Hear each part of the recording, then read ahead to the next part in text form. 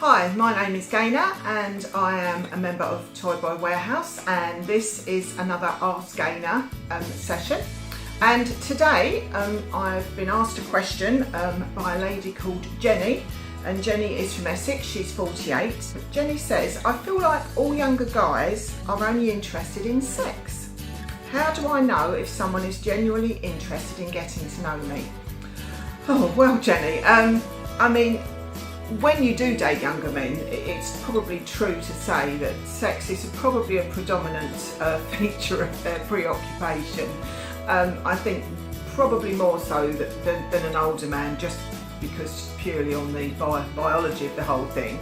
But it would be quite difficult, I think, to tell at the beginning whether or not they were looking for something, casual, or whether it was something more in depth they were looking for. So I think the first thing I'd say to you is I wouldn't get too hung up on the reasoning behind why you're engaging with this person, really.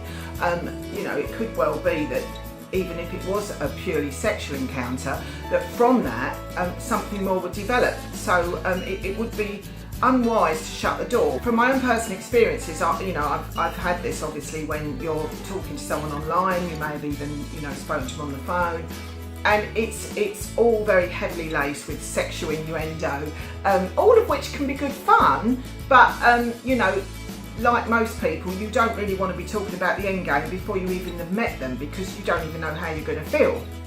I had an experience recently.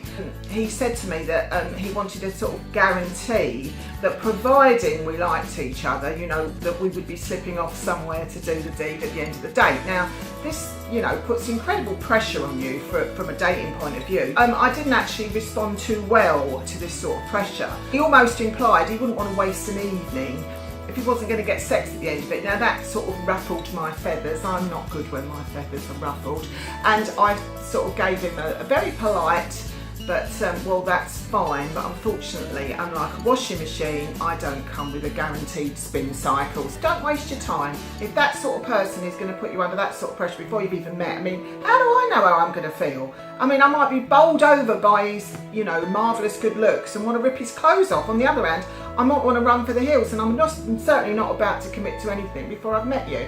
So I think it's reasonable for you, Jenny, not to, have to feel obliged in any way on a first date, a second date, or any other date to, be put under pressure sexually. If you want to do, and there's nothing wrong with that either.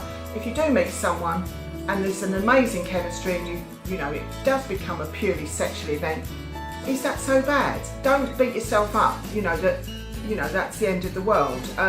If you've got I want a relationship stamped on your forehead, you're unlikely to get further than first base with anyone. And from my own experiences, sometimes these things that start like that blossom into something much deeper and can go on for a long, long time. So don't rule anyone out. On the whole, most first dating experiences are usually very good and worth repeating. So I wouldn't rule anyone out unless, like me, you're put under incredible first off pressure. The thing to remember, Jenny, is you are in control. It's up to you to say yes, no, and to orchestrate it around the way you feel about it. As I said, if you're bowled over and really want to go for it, that's fine as well. But, don't give yourself a moral sort of beating up about that, because these, it's what life's all about at the end of the day, seizing the opportunities. Try and keep an open mind, but be sensible, be careful, and don't be pressurised. It's really up to you entirely. Well, I hope that helps, Jenny. If not, write to me again, and I hope you get on okay, and that's it until next time. Thanks very much. Bye.